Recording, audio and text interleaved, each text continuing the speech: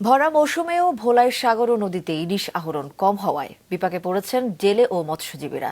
অনেকেই ছেড়ে দিচ্ছেন পেশা, বিক্রি করে দিচ্ছেন লাখ টাকা দামের সাগরে মাছ ধরার সুতার জাল। ভোলা জেলা রিপোর্টার হামিদুর রহমান হাসিবের তথ্যচিত্রে ডেস্ক রিপোর্ট।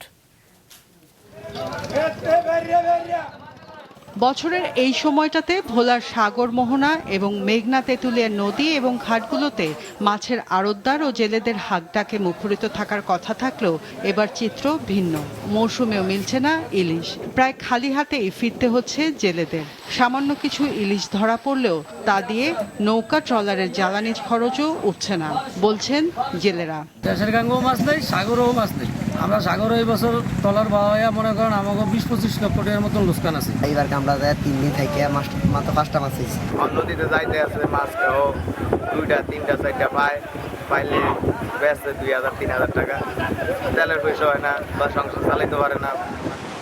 কাঙ্ক্ষিত ইলিশ না পাওয়ায় চরম দুর্ভোগে জেলে পরিবারগুলো। জীবনযাপনের ব্যয় নির্বাহ করা সহ মহাজনের ঋণ পরিশোধ নিয়ে দুশ্চিন্তায় তারা। পেশা ছেড়ে দিচ্ছেন অনেকে। এবারকার জেলেগত অবস্থা, আমরা সমিতি লইয়াতে খুব করুণ অবস্থা, এরা দাওয়ার অবস্থা। আমরা সাগরে গেছি, মাছগুলো পাই না। আমরা এই লাল জাল গাইতে গেছি, আমাকে 30 লাখ টাকার মতো লোকসান হয়েছে। 3 মাসে 50,000 দেখি আমাকে আটক বাড়িয়েছে।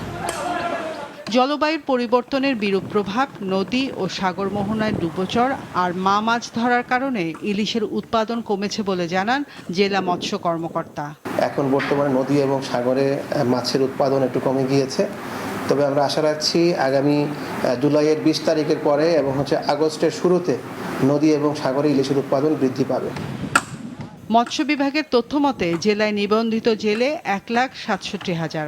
গেল অর্থ বছরে জেলায় ইলিশের উৎপাদন হয় 1,81,342 মেট্রিক টন।